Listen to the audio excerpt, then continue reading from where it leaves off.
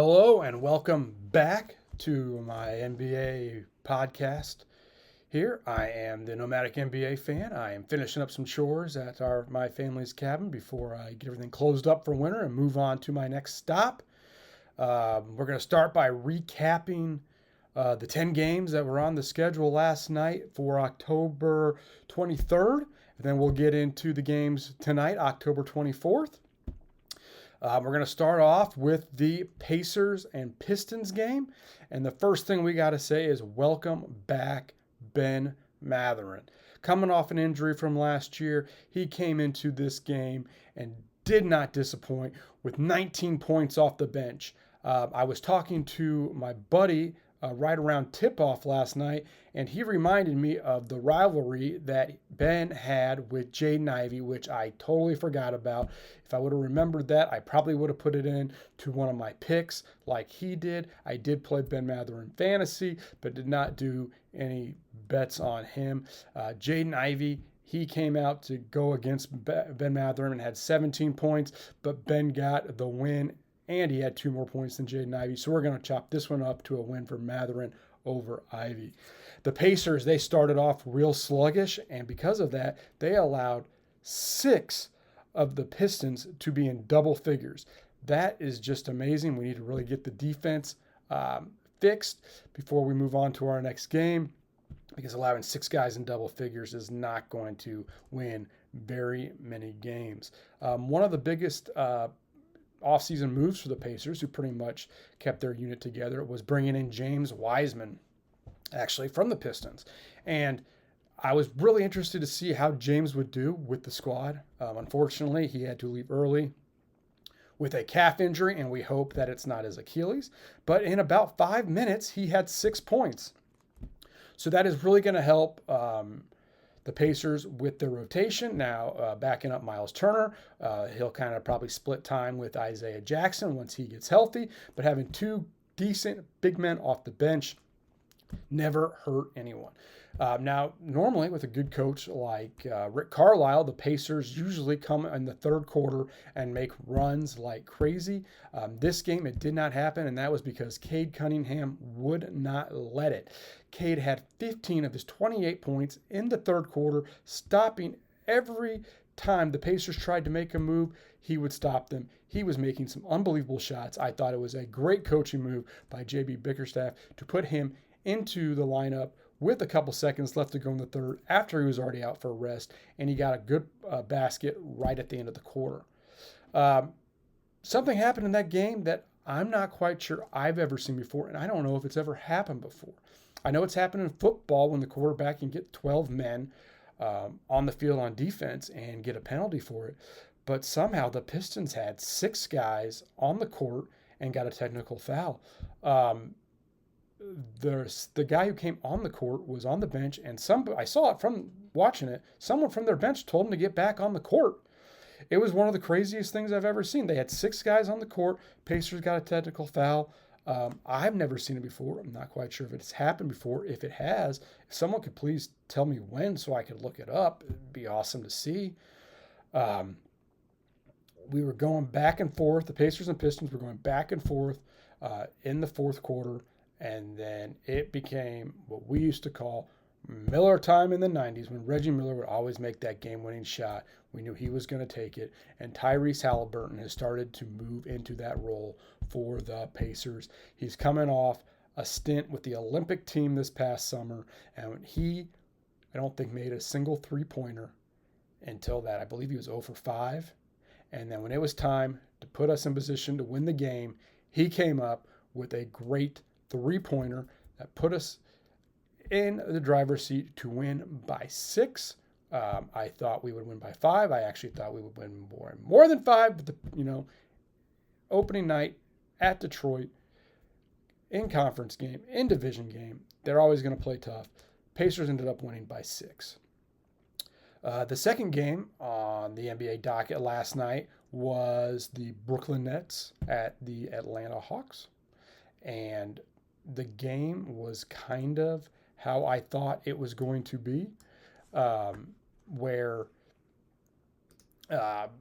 Brooklyn was going to try to out tough Atlanta. Brooklyn is a young team. They're building. Brooklyn does a very good job of this. They build a great young core with a young coach. And then what they do is they swing big. They did it in the past where they swung big for Kevin Durant and Kyrie Irving and had to get rid of some of their young pieces.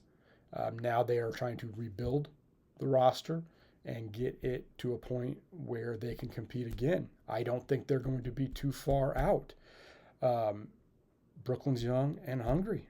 So watch out for Brooklyn. But one thing I need to say is to Atlanta and Trae Young, I owe you guys an apology. I thought trading DeJounte Murray was a mistake. But one thing that worked out very well for Atlanta in that game was they had one point guard, and then they got a great wing in Dyson Daniels that let Trae Young get 30 points and 12 assists, and now he has a true wing to run with, and there's never going to be a conversation of who's bringing the ball up the court, who's going to have the last shot. There is one man, Trae Young, in town, and they are building a great team around him. One thing I forgot to write down was number 17 for Atlanta off the bench. He just played some great minutes and had a great game. I can't remember the name off the top of my head, but that helped the Hawks win by 4. The third game that was last night was Orlando and Miami, and that was one of the games we were really looking at. We thought Orlando was going to get the win by 2.5. We also thought Hammy Hawkins was going to be over his points, rebounds, assists. Both came true. Good for us. But let's start with one thing in that game, and that is Paolo Wow. He came off with 33 points and 11 rebounds. We talked about it yesterday about the Magic point guards, and they did not disappoint. Between them, they had 21 points and 14 assists. Now, I know the minutes will fluctuate, and each one of them does a different thing well, but it's really great where you have 3 guys that can lead your team in case someone gets in foul trouble. That really helped Orlando. The Heat kept it close, but ended up getting blown out in the third quarter. That's when Orlando kind of took control and never looked back. Jimmy and Bam did not play well. I expect them to, regroup. Spoelstra's a good coach. Pat Riley's still running that organization. They'll be fine. We got to make sure we remember to look out for Bam to have a great game, bounce back game on their next one, because when you're a great team like the Heat and you get blown out by 19 points, you're going to want to come back and make a statement in the next game. Oh, our first game that was on national television last night was the Bucks and the 76ers on ESPN. And we kind of talked about it in yesterday's episode where and at that point we didn't know if Giannis was going to play either. But the injuries for the 76ers, they just couldn't overcome it against a great Bucks team. With Joel Embiid out and Paul George out, it was tough. Those guys need to play together, get a rhythm. Maxey, he played his heart out. He had 25 points, but by himself was not enough. We thought Kelly Oubre would have a good game. He did. We thought Eric Gordon would help out. He did not. Now, this is the second year that the Bucks are playing Dame Lillard and Giannis together, and we figured that they would start to really get some chemistry built, and they did. But one thing we did not figure was the pick and roll game with Damian Lillard and Brook Lopez, and that just looked beautiful. If the two of them are playing that well together, Giannis will get his. Let's not worry about Giannis. Dame came out in the third quarter and had 15 of his 30 points in the third, really trying to make a statement that they are there to win a championship. That is their only goal. That the Bucks played a good game if the last thing I'm talking about is Giannis's 25 points and 15 rebounds, and it's more of an afterthought than anything else. Let's move over to the Cavs and Raptors game, and to be honest with you guys, this game is the one I watched the least. One, because it was a 30-point blowout, and it was to be expected. The Raptors traded their, two of their top three players from last year's in the season last year. So they're just young. They're rebuilding, and that's okay. They'll figure it out. They're gonna have games where they are a blast to watch, and they're gonna have games where they just don't play well. That's what happens when you have young teams. They got a nice young core that they can build, and they're just gonna have to keep putting game after game after game together. The Cavs look great. They brought most of their roster back. The big question with the Cavs is going to be, does Donovan Mitchell want to stay there? They got rid of their coach, who's now the coach of the Pistons. So hopefully he sees eye to eye with the new coach a lot better. The next game that we watched, and we had some skin in that game, was the Hornets and the Rockets. Now let's just start with one thing, and that is it was great to see a Curry in a Hornets jersey again. To be back to my childhood, seeing Seth Curry wearing number 30 for the Hornets. Another good thing for the Hornets was, seeing LaMelo Ball come off that injury. He looked great. He had 34 points and 11 assists. And he looked like he was just having fun out there. One person I totally forgot about this offseason was Trey Mann from, he was in the Clippers. They had two Trey Manns, and now he's on the Hornets and coming off the bench. He had 24 points. The Rockets, Fred VanVleet started off not doing very well. He started to make some shots in the second half and was starting to bring his intensity back to it. It was a very close game. And then the Hornets just kind of pulled away, went in by 5. I think the Rockets are still a young team building. They need another superstar to pair with Fred VanVleet. I thought there'd be more points scored. I thought there'd be the over is what we thought would happen to the point total, and it did not. So unfortunately, we lost that one. But we will move on, and I'm sure the Rockets will start their high-flying offense again. They ended up losing by 5. Okay, Bulls, Pelicans, and the first thing we got to say is no Zion, no problem. The Pelicans ended up winning by 12. By 12, and Brandon Ingram had 33 points. CJ McCollum had 23 points, and the addition of DeJounte Murray really worked out for them. He had 14 points, 10 rebounds, and 8 assists. So that trade of Dyson Daniels for DeJounte Murray so far seems to be working out for both teams, and that's really good for a trade when both teams get something they needed. The Pelicans are getting a true point guard, and the Hawks got their wing. The Bulls' new players really did shine. Josh Giddey had 14 points. And Jalen Smith, former Indiana Pacer, had 15 off the bench. It was great to see Lonzo Ball out there playing. He hasn't played in a couple of years with knee injuries. So I guess both Ball players, both Ball brothers, had good games. Obviously, LaMelo played better than Lonzo, but Lonzo, it was just good to see him out on the court again. Zach LaVine played great, 27 points, but the big question with him is, after all these knee injuries as well, is can he do it on a night-to-night basis? I hope he can. He's an electric to watch. He can shoot the ball, and we all know he can dunk the ball.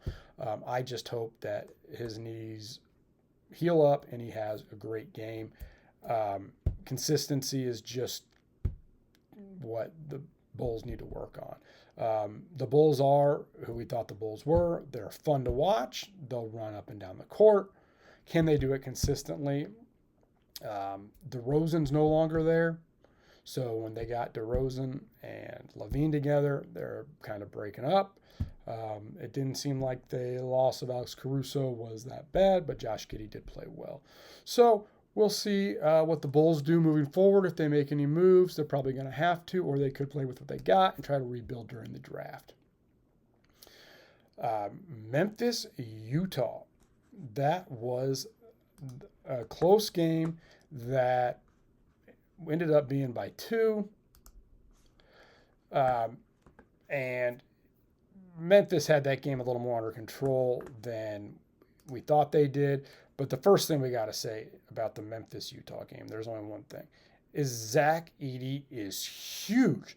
I was watching that game, and somebody went to like push him after a rebound. I thought it was like Colin Sexton at point guard, but no, it was John Collins. He's 6'9", 226. Zach Edey made him look like he was playing somebody in the Big Ten again. I mean, there's one thing when you watched him at Purdue and someone would go up to him, but that's college. John Collins, he's been in the league for a while. He's a grown man. Zach Edey's just huge. Okay, moving on to, the actual game. Looks like Ja Morant and Desmond Bane are back on the same page. Ja had 22. Desmond had 24. Santi Aldamada, 27 points, filling in for Jaren Jackson. He was one of the guys we thought would have a good fantasy game. Didn't think it'd be that good, but wow, it was. Now, Memphis should not have had this much trouble with Utah. Memphis is a playoff team with Ja, who should be starting to make runs towards the conference finals with that roster. And you want to know how Utah hung around? They had 7 players in double figures last night. 7. Led by Lauri Markkanen 35 and Jordan Clarkson's 17. 7 guys in double figures. That was a great game by a young and up-and-coming Jazz team, but Memphis got the win by 2, and Memphis will probably end up winning a lot more games than the Jazz, but I've been wrong before. The Warriors-Portland game. Another one that I did not spend too much time watching, and because it was what we expected it to be, with the Warriors smoking the rebuilding Jazz by 35 points. I mean, the funny thing is, though, both teams had 6 guys in double figures. The Warriors had 7 guys in double figures, led by Buddy Hield, and the Blazers had 6 guys in double figures, led by Scoot Henderson, both players coming off the bench, both players scoring 22 points. So if you have 7 guys on one team and 6 on the other, obviously it was a high-scoring game. But the Warriors cruised to victory. And, it's just funny thinking about it, but Steph Curry technically had a bad game last night with 17 points and only 3 for 7 shooting behind the arc. That would be a career game for most players. And Steph Curry just keeps plugging along. I guess maybe he's just going to start a little slow because he played in the Olympics. But I think when it's time for big-time games, he'll step up as he always did. Again, the Warriors beating the Blazers by 35. Okay, the last game of the night was also on ESPN, and that was the Suns-Clippers. Congrats to Steve Ballmer on his $2 billion stadium. Yes, $2 billion stadium, the Intuit Center or Stadium, or I don't know what they're calling. And trivia answer for future projects will be who had the first points in that arena, and that was Norman Powell. So congratulations to Norman Powell, sorry. And, I was watching that first half, and as the first half ended, I thought this game was going to be a blowout. But I guess, especially on opening night, James Harden, he just played out of his mind. And it's so fun to watch James Harden in a regular season game because he can score the ball and pass the ball like no one else. Excuse me. Phoenix, their new point guard played really well. Kevin Durant had some points. Devin Booker, again, some of these guys coming off the Olympics may be a little tired. I don't see that being an issue. with Devin Booker going forward. We're going to circle the next game of Devin Booker to make sure we look into what his points and stuff would be on the next game, because guys like that don't have back-to-back games where they don't play that well. It's so funny the way I'm talking about it, because the Suns won by 3, but it felt like a loss. It felt like a letdown. They got 3 guys together that should be Hall of Famers, and they need to learn to play together. With Jones being there again, point guard, great. Grayson Allen off the bench, he played fine. Again, they won by 3. We thought they'd smoke them. The spread was 5. We picked that one wrong. So that recaps last night's games. And let's move on to tonight's games. And the first game is Boston at Washington. Boston is coming off the huge win in New York. I don't think they're going to slide very much after a big win. It's funny. I kept hearing during the game, and I guess I didn't really think about it, how their 2 main stars were snubbed by Olympic teams. Jaylen Brown not making it, and then Jason Tatum not playing all that much. I think they'll be fine. When I was thinking about if I wanted to take any of Boston's players for prop bets. And the problem with Boston is kind of like when Tom Brady was in Boston, or Peyton Manning was in Indy or Denver, Drew Brees, Patrick Mahomes. They've got so many great players, like the quarterbacks had receivers. It's kind of hard to pick one that's going to have an outstanding game. Now, one of them will. I just don't know which one it's going to be. They'll all play great. They'll all hit their marks, and there'll be one guy who will play out of their mind, and you just never know who that guy is going to be. Washington, so many questions. Who are you? The Wizards, are you just going to be a team that scores a lot of points? I mean, that's very possible. That's kind of who they were last year. You got Jordan Poole and Kyle Kuzma, both great players who have both played for championship teams. Kuzma when he was in Los Angeles, and Poole when he was in Golden State. Why can't you take some of the stuff you learned there and bring it to Washington? Yes, I know you can't take LeBron or Steph with you, but you should have learned something from them. And so you should really start to build that team to the caliber it should be. The other good player that we want to look out for is Alex Sarr, the rookie, 2nd overall pick. I think he may have himself a good game and a good season. Only time will tell. I think this is going to be a high-scoring game, but I think Boston's obviously going to win. We'll see. Check back in tomorrow to see if I'm right. All right, the second game on, and it's on TNT, is the Spurs at the Mavs. Both of these teams have made additions to help them. The Spurs have added Chris Paul and Harrison Barnes for leadership to pair with Wembanyama. And they also have rookie Stephen Castle from UConn. I think Stephen Castle is going to have a great game tonight since Vassell is out. Castle for Vassell. But, when you get new guys down the Spurs, we'll see how they gel. Yes, I think Chris Paul is going to get Wemby the ball. And yes, I think Harrison Barnes will get some open looks. The additions to the Mavs, who are coming off their finals appearance, they've had 2. The big one everyone's talking about is Klay Thompson coming over from the Warriors.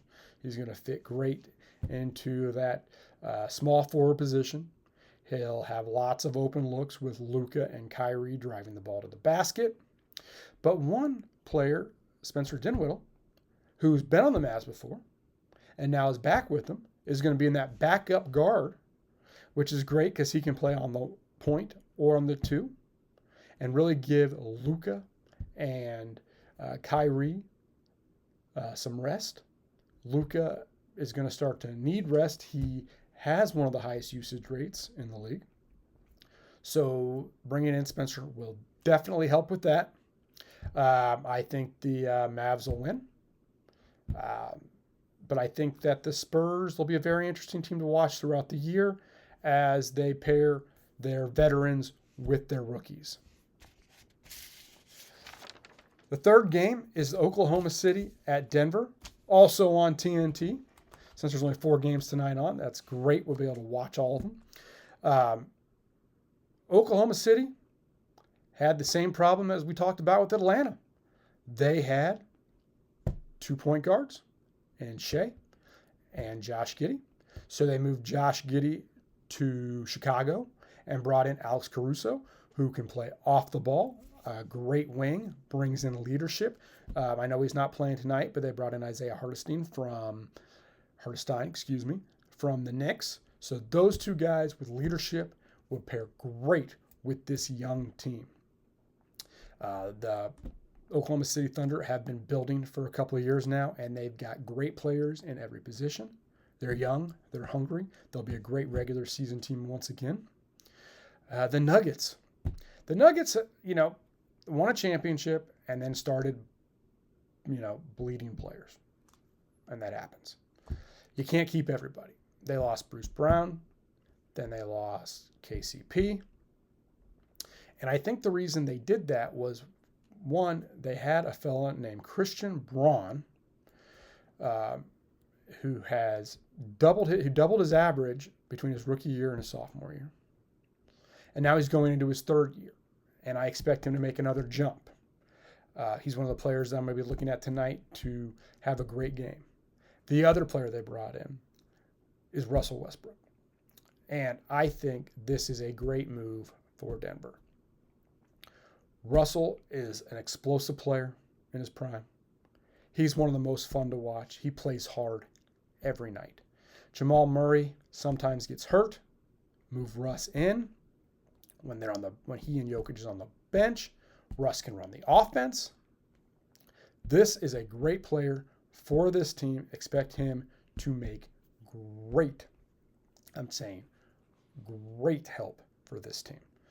Now, in this game tonight, I think it's going to be very close. I kept going back and forth on this. At this point this morning, I was for sure Denver was going to win.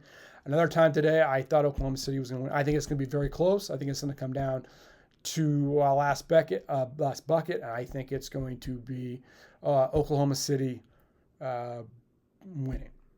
But if Denver won, it would not surprise me.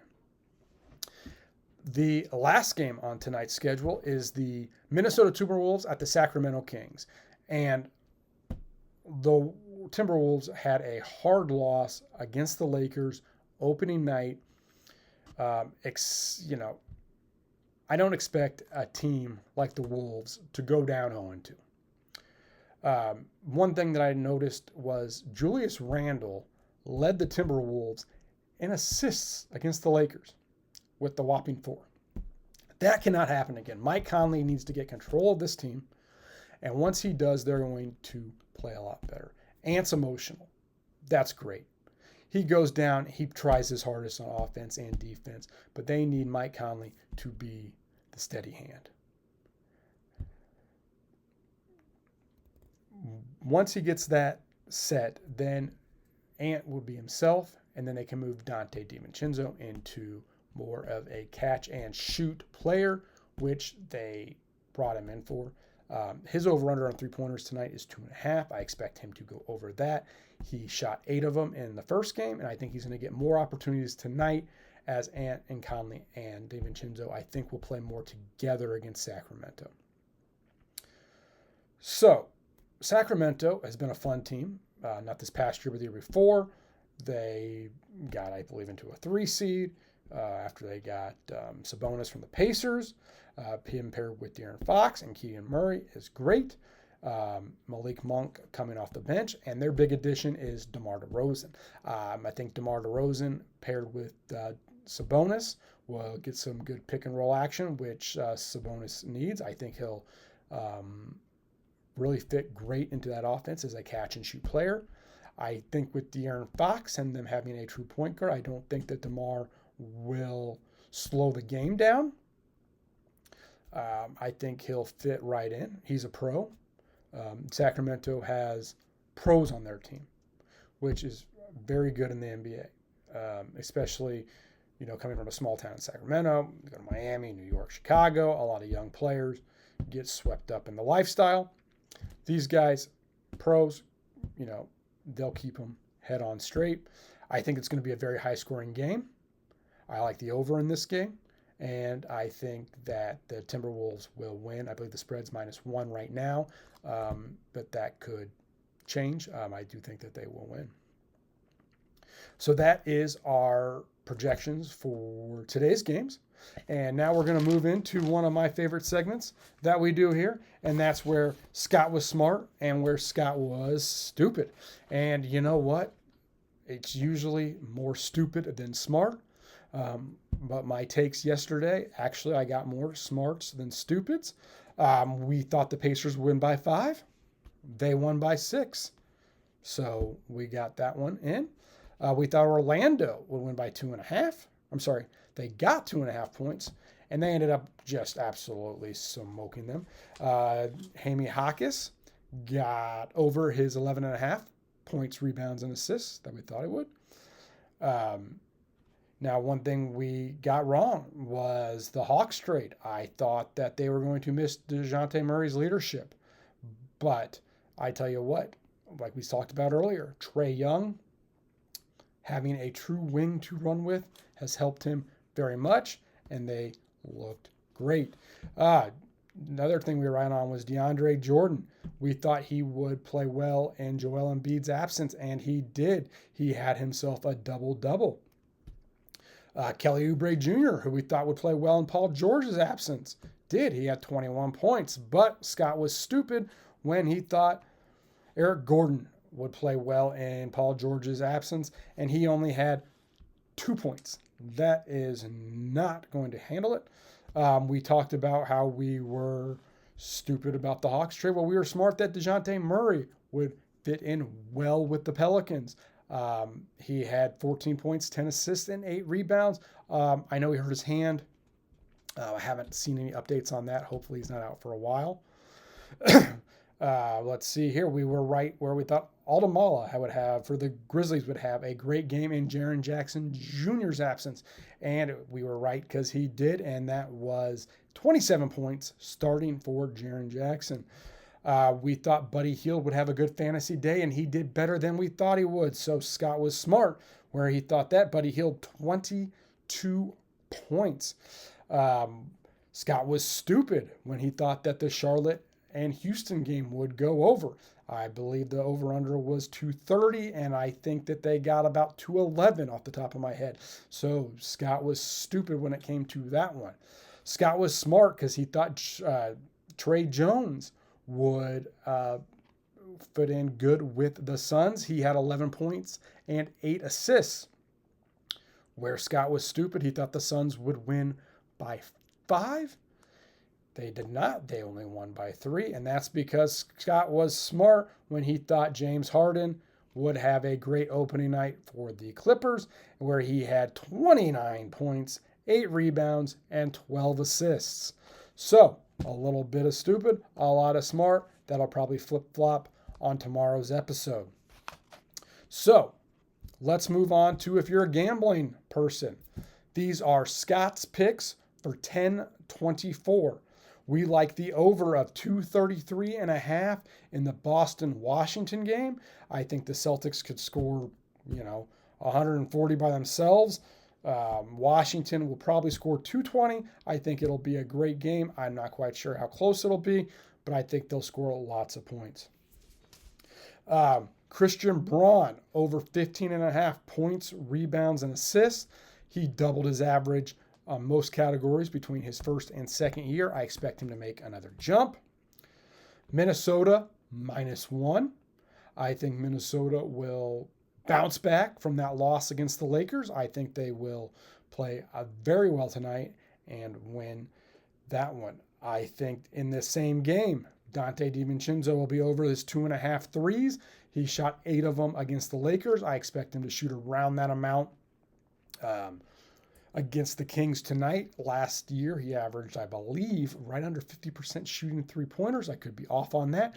If so, he's due to hit, 4 tonight to get that average up. And I think in that Minnesota-Sacramento game, it'll be a high-scoring affair. 221.5. We're going to take the over on that. All right. Now let's move into our daily fantasy players. I have 5 players that I think you should put in your lineup tonight. The first one is, I know it's costly, play Luka. You never know. He rarely goes under. You're not going to get cold with Luka. Chances of getting hot, outstanding. I mean, guy can just play. He's a triple-double machine, scores the basket. One of these games, he's going to go off for 50. You know he's going to. We talked about it earlier. Let's play the rookie, Steven Castle, for the Spurs. Vasil's out. Castle's in. We talked about Christian Braun. We like him. We're going to put him in there as well. Same with Dante DiVincenzo. And then Dallas, PJ Washington. I have a feeling with him playing at the point guard, it's one of those things. I'm sorry, point guard. Geez, power forward. And San Antonio's power forwards are good, but I think he can take advantage. I think he's going to get a lot of open looks with the two centers, Lively and Gafford. So let's look at PJ Washington to have a good game for Dallas tonight. So again, that's Luka, Steven Castle, Christian Braun, Dante DiVincenzo, and PJ Washington were the 5 players we would suggest playing in tonight's daily fantasy. Check back tomorrow to see was Scott smart or was Scott stupid. And we'll see you tomorrow. Thanks.